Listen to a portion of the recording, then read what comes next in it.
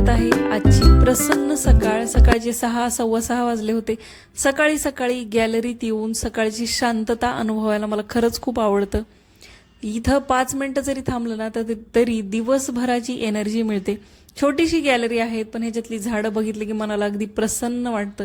शांत मनाने मी सकाळी उठल्या 10 मिनिटं आधी गॅलरीत थांबते आणि त्यानंतर दिवसाला सुरुवात करते आणि खरंच खूप पॉझिटिव्हिटी मला मिळते. सूर्य येण्याआधी हे मस्त शांत वातावरण, थंडी पडलेली आहे, हे अनुभवायला खरंच खूप छान वाटतं. उठून ब्रश केला, सकाळची सगळी पारुशी कामं आवरली, त्यानंतर मस्त गरमागरम असा चहा पिला. माझ्या छोट्याशा गॅलरीतल्या कुंडीत गवती चहाचं सुद्धा झाड मी लावलेलं आहे. गवती चहा आलं घालून सकाळी हा डिकाशन चहा पिला. उरलेली सगळी कामं आवरली.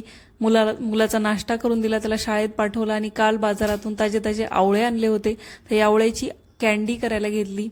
वर्षभरासाठी आवळा साठवायचा असेल तर मी कॅन्डीज करून ठेवते. गुळातली आवळा कॅन्डी मी बनवते, जी अगदी सोप्या पद्धतीनं बनते. मागच्या 3-4 वर्षापासून मी बनवते आहे आणि खराब सुद्धा होत नाही. 1 किलो आवळे स्वच्छ धुवून कोरडे करून चाळणीवर या प्रकारे स्टीम करून घ्यायचे, वाफवून घ्यायचे म्हणजे जोपर्यंत 70 ते 80% आपल्याला याला शिजवून घ्यायचं आहे. त्यानंतर बाजूला काढायचं, थंड होऊन द्यायचे आणि याच्या पाकळ्या आपल्याला बाजूला करायच्या आहेत. शक्यतो मोठे आवळे घेण्याचा प्रयत्न करायचा, यामुळे सुकून आवळा कॅन्डी अगदी छान मापाची होते. गावरान आवळे मी हे वापरलेले आहेत. ताजे आवळा कॅन्डी करायला घ्यायची, म्हणजे काय होतं ती खराब होत नाही. तुम्ही बघू शकता सगळ्या पाकळ्या इथं सुट्ट्या झालेल्या आहेत. 1 किलो आवळ्यासाठी मी अर्धा किलो गूळ बारीक किसून किंवा चाकूने कापून घ्यायचा. मी चाकूने कापून घेतलेला आहे.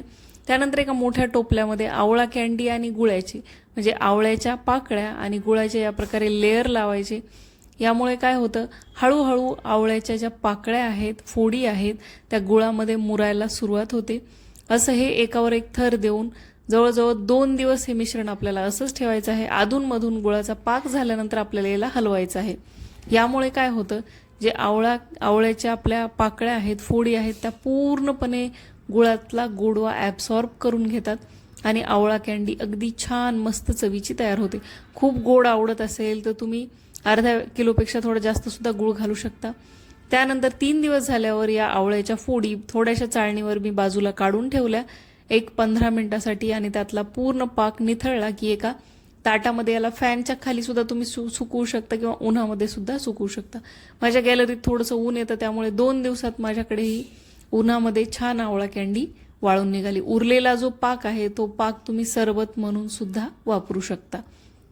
तुम्ही बघू शकता मस्त अगदी सगळ्या पाकळ्या गुळात मुरून तयार आहेत. उन्हाला मी ठेवले होते आणि 3 दिवसात माझी छान अशी आवळा कॅन्डी बनवून तयार झाली. काचेच्या बरणीत भरून ठेवा, वर्षभर आरामात टिकते. वरून साखर वगैरे लावायची गरज नाही. अगदी छान कोरडी बनून ही तयार होते. चव इतकी अप्रतिम लागते.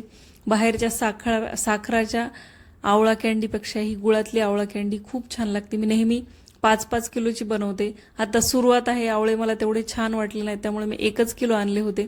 आता अजून 3 ते 4 किलो आणून त्याची मस्त आवळा कॅन्डी मी बनवून ठेवणार आहे. सकाळी आवळा कॅन्डी भरून ठेवली. त्यानंतर आज नाश्त्याला सत्तू बनवला होता.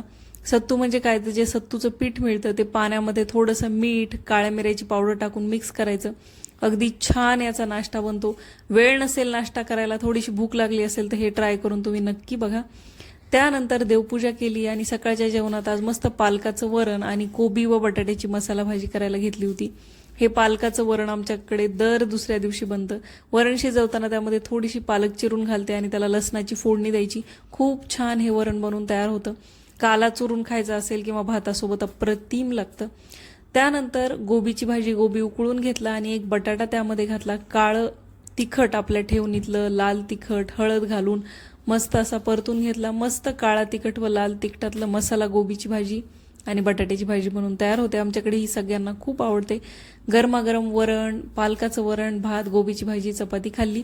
आणि आज संध्याकाळी मला एका लेडीज क्लबच्या फंक्शनला जायचं होतं. वर्षातून 3 ते 4 या लेडीज क्लबचे फंक्शन असतात आणि प्रत्येक वेळी त्याची काहीतरी थीम असते. यावेळी लेडीज क्लबच्या फंक्शनची थीम होती वेडिंग थीम, म्हणजेच विवाह थीम. मेहंदी, हल्दी असं छान छान इथं फोटो काढण्यासाठी पॉइंट बनवलेले होते. सोबतच 2 टीम डिवाइड केलेल्या होत्या, मुलीकडचे आणि मुलाकडचे. दोन्ही पार्टीमध्ये छोटे छोटे गेम सुद्धा अरेंज केले होते. सुरुवातीला वेलकम ड्रिंक होतं, सोबतच चहा सुद्धा होता. मी गरमागरम चहा घेतला आणि लग्नावर डिपेंड म्हणजे वेडिंग थीमवर डिपेंड छोटे छोटे डान्स सुद्धा इथं अरेंज केलेले होते. ज्यांना पार्टिसिपेट करायचं त्यांना फ्री असतं. मागच्या वेळी मी पार्टिसिपेट केलं होतं, पण यावेळी काही प्रॅक्टिस करायला मला वेळ भेटणार नव्हता, त्यामुळे मी पार्टिसिपेट केलं नाही. खूप दंगा मस्ती या लेडीज क्लबच्या फंक्शनमध्ये असते. मस्त इथं एक नवरी सुद्धा बनवून आली होती आणि खूप वेगवेगळ्या राज्यातले आपण आपल्या राज्याला रिप्रेझेंट करायचं होतं. महाराष्ट्रीयन ब्राईड सुद्धा होत्या, पंजाबी होत्या, सगळ्या प्रकारच्या ब्राईड इथं दाखवल्या होत्या. गुजराती ब्राईड सुद्धा होत्या. हळदी मेहंदी सगळीकडे छान छान फोटो काढले. सगळ्यांच्या गप्पा गोष्टी झाल्या. ज्यांना एरवी वेळ मिळत नाही अशा सगळ्या मैत्रिणी इथं भेटल्या.